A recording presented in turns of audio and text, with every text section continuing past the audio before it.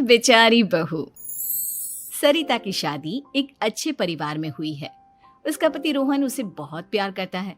घर में उसकी सास शांति और ननद मीनाक्षी भी है, जो सरिता के किसी काम में दखल अंदाजी नहीं करती।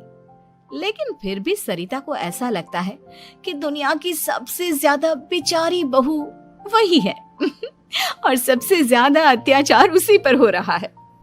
माँ जी, ये लीजिए आपकी चाय। अरे बहू, तूने इतनी ज्यादा चीनी क्यों डाल दी चाय में? हाय हाय माँ जी, मैंने तो उतनी ही मीठी बनाई है जितनी मीठी आपको पसंद है। माँ जी, आपको तो मेरे हाथ की चाय अच्छी ही नहीं लगती। जब देखो कुछ न कुछ कमी निकाल ही देती हो। अरे बहू, तू एक बात के पीछे ही पड़ जाती है। मैंने ऐसा कब कहा कि तू रोज चाय खराब बनाती है? सरिता अपने कमरे में चली जाती है और फोन उठाकर अपनी माँ से बात करती है। हेलो माँ, कैसी हो आप? क्या कर रही हो? मैं तो ठीक हूँ, पर तू बता, तेरा मूड कैसा है? तेरी आवाज से लग रहा है कि कुछ तो हुआ है तेरे ससुराल में। अरे क्या बताऊँ माँ, यहाँ तो हर समय मेरे साथ बहुत बुरा व्यवहार होता है। मैंने अपनी सास के लिए इतनी अच्छी चाय बनाई, लेकिन मेरी सास चाय पीते ही मुझे 4 बातें सुना दी। बेटी, तू इतनी छोटी छोटी बातों पर ध्यान ही क्यों देती हो? तुम्हारी सास ने कुछ बोल भी दिया तो क्या हो गया, वो बड़ी है ना तुझसे। माँ ने इतना समझाया, लेकिन इस बात का सरिता पर कोई असर नहीं हुआ। अपनी बेचारी बहू की छवि वो बदलना ही नहीं चाहती। अगली सुबह सब नाश्ते की टेबल पर बैठकर नाश्ता कर रहे थे, तभी सरिता ने अपने पति से कहा, सुनिए जी, मुझे ना आज बाजार से कुछ सामान लेकर आना है। आज आप ऑफिस से आने के बाद मुझे लेकर चलना ना। भाभी, मुझे भी कुछ किताबें खरीदनी है। आप दोनों जा ही रहे हो तो मेरी किताबें भी ले आना। लो, अभी तो बात ही की है बाजार जाने की, तो एक फरमाइश आ गई। माँ जी, आप भी बता दो कुछ, और हाँ, मोहल्ले वालों से भी बोल दो अगर वो कुछ मंगवाना चाहते हो तो। बेचारी मीनाक्षी अपना सा मुंह लेकर रह गई। ये सब देखकर रोहन से चुप नहीं रह गया और वो गुस्से में बोला, सरिता, क्या हो गया है तुम्हें? मीनाक्षी ने तो सिर्फ किताबों के लिए बोला है। तुम्हें मीनाक्षी से इस तरह से बात नहीं करनी चाहिए। माफी मांगो उससे अभी। क्या? मैं माफी मांगू? दिन भर आपके घर के काम करूं मैं, आपकी और आपके घर वालों की बातें सुनूं मैं, और अब माफी भी मैं मांगू? ऐसा कभी नहीं हो सकता। ये बोलकर सरिता वहां से चली जाती है।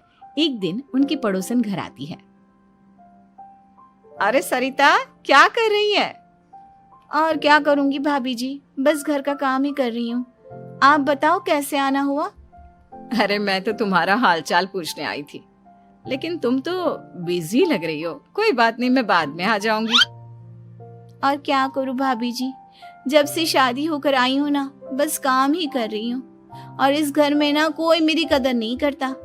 पति है जो बस घर से ऑफिस, ऑफिस से घर। ननद को तो कॉलेज से फुर्सत नहीं। बची सास तो उनका सारा समय मेरी गलतियां निकालने में लग जाता है। अरे ये क्या कह रही हो सरिता? तुम्हारी सास तो पूरे मोहल्ले में तुम्हारी तारीफ करती फिरती है कि तुम बहुत अच्छी हो, पूरा घर तुम्ही ने संभाल रखा है। हाँ तो क्या हुआ, इसमें गलत क्या कहती है? सच्ची तो कहती है। मेरी मर्जी के बिना इस घर का पत्ता भी नहीं हिलता। शाम को जब रोहन घर आया तो उसने सबसे कहा, कल हम सबको मौसी जी के घर जाना है। उनकी बेटी की शादी है। सब अपनी अपनी पैकिंग कर लो, सुबह होते ही निकल जाएंगे। और सरिता, तुम कान खोलकर सुन लो, वहां जाकर किसी की बुराई भलाई शुरू मत कर देना, नहीं तो मुझसे बुरा कोई नहीं होगा। हाय हाय जी, आप तो ऐसे कह रहे हो जैसे मैं सुबह शाम सबकी बुराई करती फिरती हूँ। आज तक कोई कह नहीं सकता कि मैंने किसी की पीठ पीछे किसी के बारे में कोई बुरी बात बोली हो तो। अरे बस बहू, बात को और ज्यादा आगे मत बढ़ा। हमें सब पता है तू हमारे साथ क्या व्यवहार करती है। ये बात घर तक रखना, शादी में किसी को कुछ मत बोलना, नहीं तो सब कहेंगे कि शांति की बहू कितना बोलती है। हाँ हाँ, सब कुछ तो मैं ही बोलती हूँ ना। आप लोग तो हर समय फूलों की बारिश करते रहते हो मेरे ऊपर। सारी गलती मेरी है जो मैं इस घर में आई। सबका कितना ध्यान रखती हूँ, लेकिन फिर भी मेरी तो आप लोगों की नजर में कोई कदर ही नहीं है। अगली सुबह सब लोग मौसी जी के घर पर चले जाते हैं। वहां पर शादी का माहौल होता है, सब जगह चहल पहल होती है, बहुत सारे मेहमान आए हैं। सरिता को वहां बहुत अच्छा लग रहा है। वो अपने मन में सोचती है, यहाँ कितना अच्छा लग रहा है, कितनी रौनक है। मैं यहाँ किसी से ज्यादा बात नहीं करूंगी। अगर मेरे मुंह से कुछ ऐसा वैसा निकल गया तो रोहन जी तो मुझसे गुस्सा हो जाएंगी। सरिता ये सब सोच ही रही थी कि वहां रोहन की कजिन साक्षी आ गई और सरिता से बोली, आप सरिता भाभी हो ना? जितना आपके बारे में सुना था आप तो उससे भी ज्यादा सुंदर हो। हाँ वो तो है, मेरी सुंदरता की तारीफ सब करते हैं। मेरे मायके में तो सब यही बोलते हैं कि रोहन जी की किस्मत बहुत अच्छी है जिन्हें मैं मिली। लेकिन आप कौन है? मैंने आपको पहचाना नहीं। मैं रोहन भैया की कजिन हूँ। आपकी शादी पर नहीं आ पाई थी ना, इसलिए आप मुझसे मिली नहीं कभी। शांति मौसी और मीनाक्षी आपकी बहुत तारीफ करते हैं। क्या कहा तुमने? मेरी तारीफ? कभी नहीं। मेरे ससुराल वाले कभी मेरी तारीफ कर ही नहीं सकते। मैं इतनी अच्छी हूँ, मेहनती हूँ, लेकिन उन्हें तो मेरी कदर ही नहीं। सारा दिन घर का काम करती हूँ, फिर भी मेरी सास ना मुझे सुनाती रहती है और पति भी मेरी सास की साइड लेते हैं। ना कभी बाहर ले जाते हैं ना कहीं घुमाने। अगर घुमाने के लिए कभी बोल भी देना तो उनकी बहन बीच में आ जाती है। मैं कैसे रह रही हूँ उस घर में ये मैं ही जानती हूँ। सरिता की ये बातें सुनकर साक्षी को बड़ी हैरानी हुई। अब वो हर किसी के सामने अपनी बड़ाई और ससुराल वालों की बुराई करने लगी। रोहन और शांति को सरिता पर बहुत गुस्सा आया, लेकिन वो चुप रहे। अगले दिन जब वो अपने घर पर आए, सरिता, तुमने क्यों सबके सामने मेरी इज्जत का तमाशा बनाया? तुमसे बोला था ना कि चुप रहना। अजी ऐसा भी क्या कह दिया मैंने जो इतना भड़क रहे हो? तुम जहां जाती हो अपना रोना शुरू कर देती हो, कभी किसी दूसरे की बात ही नहीं सुनती, बस अपनी कहती रहती हो। तुमने सबके सामने हमारा तमाशा बनाकर रख दिया है। हे भगवान, मुझे अपने पास बुला ले। जिस घर में मेरी कदर ही नहीं उस घर में मेरा क्या काम? अरे क्या करूंगी मैं यहाँ रहकर? जो भी आता है मुझे सुनाकर चला जाता है। मैं तो किसी से कुछ नहीं कहती। सीधी सादी बहू मिल गई है ना सबको, तो जो जी में आए वो करो। सरिता ने अपने आगे किसी को कुछ बोलने ही नहीं दिया और उस दिन भी उसने सबके सामने खुद को बेचारी बना ही दिया।